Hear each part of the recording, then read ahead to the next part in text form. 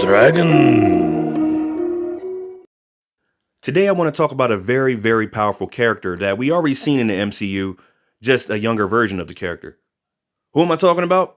Monica Rambeau, aka Captain Marvel. Created by Roger Stern and John Romita Jr., she made her first appearance in Amazing Spider-Man Annual number 16 in October of 1982. Monica Rambeau has overwhelming power.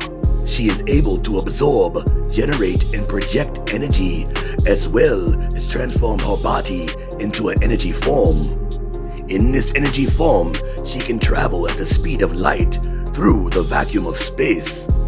Monica Rambeau was a lieutenant and cargo ship captain for the Harbor Patrol of New Orleans. While trying to stop a group of criminals from creating a dangerous weapon, she was bombarded by extra-dimensional energy. She was immediately able to convert her body into energy. Those who witnessed the event dubbed her Captain Marvel. Soon after, she would lose control of her powers and start to release excess energy. Iron Man and Spider-Man arrive on the scene to siphon off this excess energy. Monica then decides to use her powers as a superhero and use the name Captain Marvel. She then had a conversation with Ben Grimm the Thing, who informed her that the name Captain Marvel was already taken by Captain Marvel, the Kree warrior. But then he said, Marv wouldn't mind. I probably ain't the only thing in the world either. And in a slim chance that anybody at Marvel comes across this video, I'm free to do any of these voices for any characters you got coming up. Moving on.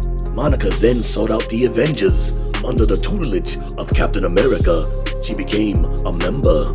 Alongside the Avengers, she would learn how to control her power and help them with some of their major battles, and becoming the first black female superhero.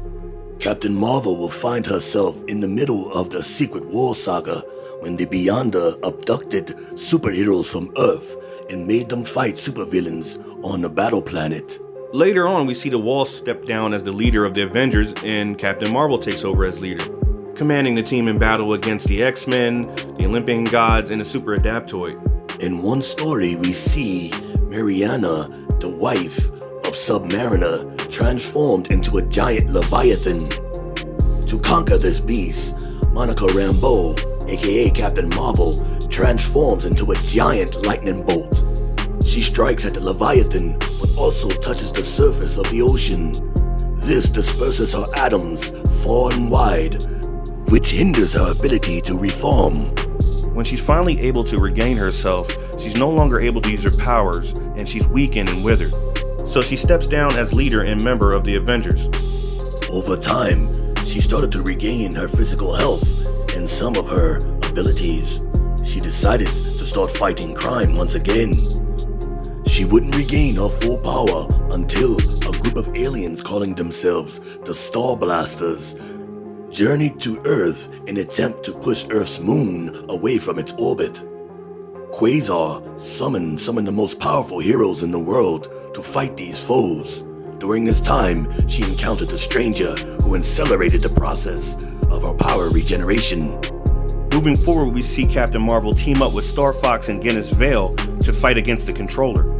Guinness Vale is the son of the Kree warrior Marvel, the first Captain Marvel. Because of this fact, people called Guinness Vale Captain Marvel.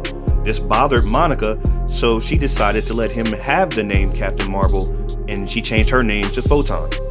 Many battles later, Guinness Vale decides that he doesn't want to be called Captain Marvel anymore, and he wants to be called Photon.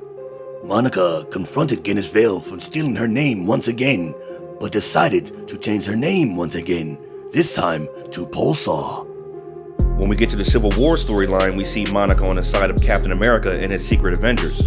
Another note to her character is she had an on and off relationship with Brother Voodoo.